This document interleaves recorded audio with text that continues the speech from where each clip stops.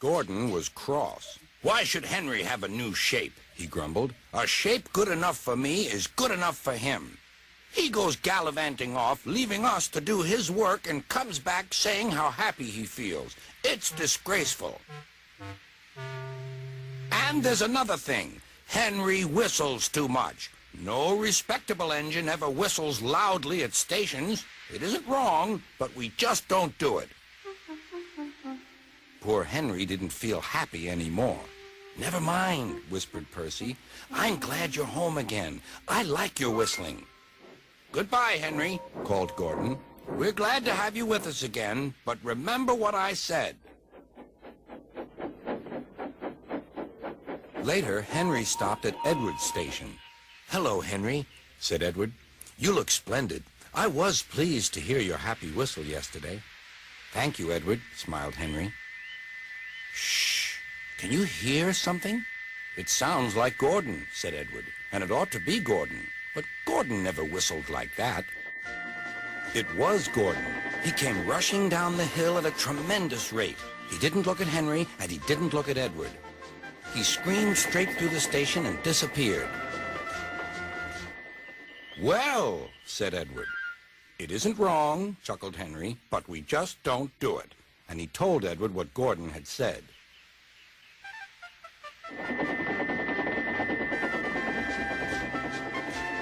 Meanwhile, Gordon screeched along the line. The noise was awful.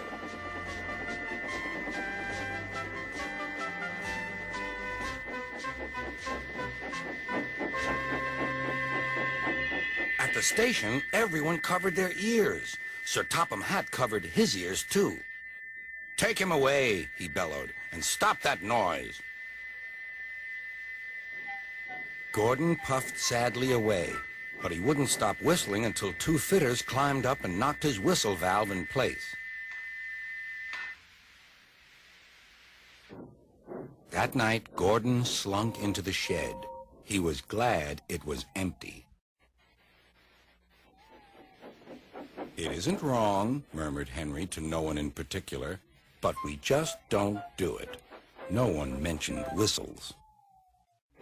Next morning, Henry was enjoying himself enormously.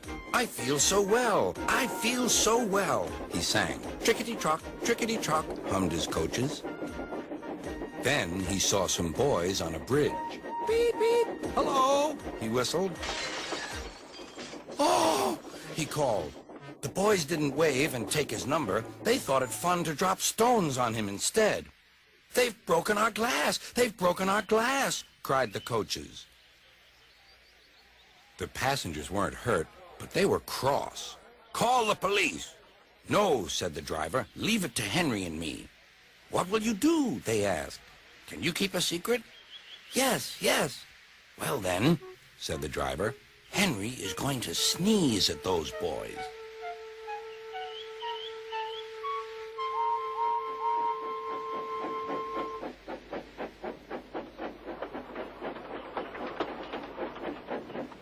Lots of people were waiting at the station just before the bridge. They wanted to see what would happen. "Henry has plenty of ashes," said the driver. "Please keep all windows shut till we've passed the bridge. Henry's as excited as we are, aren't you, old fellow?"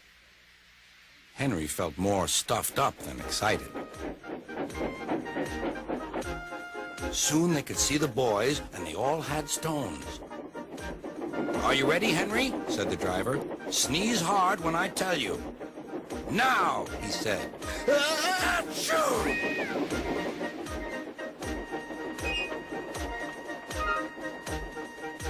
"Well done, Henry," laughed his driver. Henry went home, hoping that next time he saw Gordon and the boys, they would have learned not to be so mean.